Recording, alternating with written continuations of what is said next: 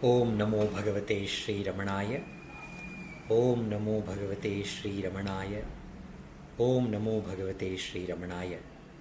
Salutations to Ramana, who shines as the Self in all beings. We begin today's Saturday English Satsang with a prayer by Srimati Sapna Ganesh. This will be followed by the chanting of Muktaka trayam by Kumari Revathi Sankar.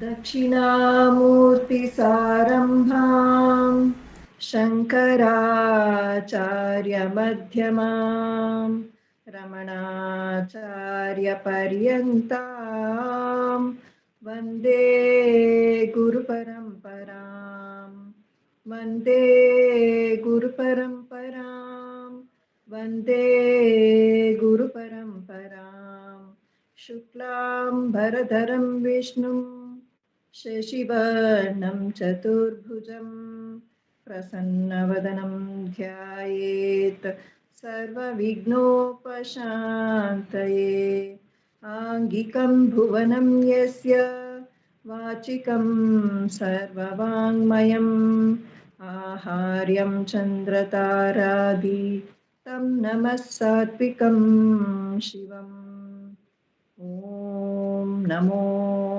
भगवते Shri Ramanaya. Namo Ramana to everyone.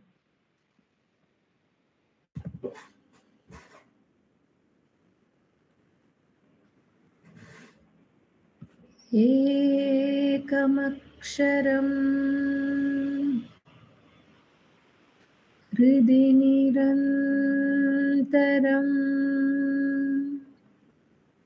Bhasate Swayam Likhyate Katham Hridaya Kuhara Madhye Kevalam Brahma Matram Hyahamaham Sakshat Atmarupena Bhati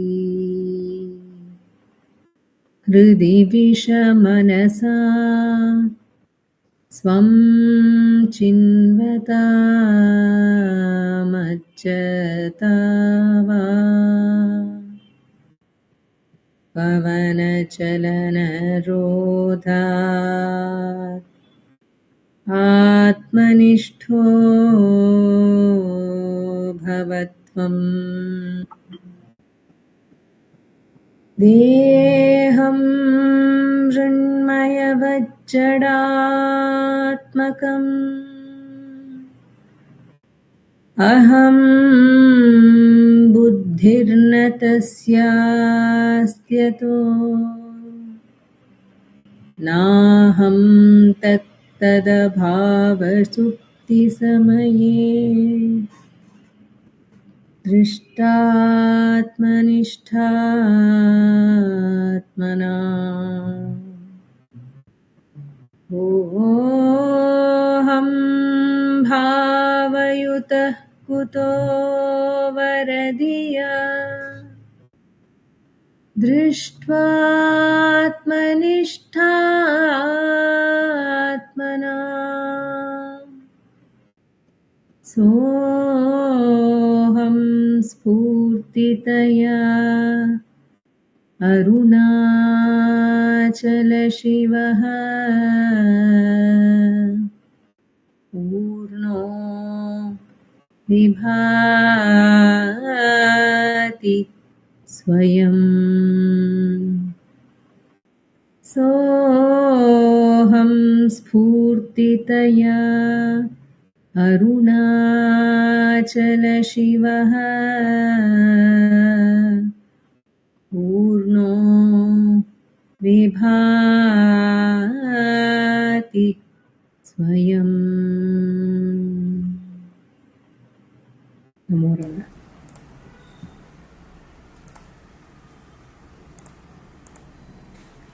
Namo Ramana. We continue the satsang with the chanting of a few verses from Upadesa Saram. Idamaham padha bhikkyamanvaham ahamilinake pyalaya sattaya vigrahendriya pranadhitama nahamekasat tajjadam yasat satvabhasika chitkvavetara sattayahi chittayahyaham Isha jivayor veshadhibida satsvabhavato vastu kevalam veshahanata swatmadarshanam Isha darshanam swatmarupata atmasamstiti swatmadarshanam atmanirdvayadhatmanishtata Jnanavarjita ajnanaheenachit Jnanamasti kim jnatumantaram Kim swarupam ityatmadarshane Avyaya bhava purnachitsukam Bandhamuktyatītam param sukam Vindati hajivastu daivika Aham apetakam nijavibhanakam mahadidam tapo ramanavagiyam. Namo Ramana. The next part of the satsang, we have offerings of Ramananjali Sangeetam. Ramananjali Sangeetam is a repertoire, a collection of songs written by Ramana and on him by great saint poets who were in his presence. And Ramananjali Sangeetam includes all the translations of these works which are inspired and powered by that Ramana, the Self, who is shining in all those who have contributed to this Ramananjali Sangeetam.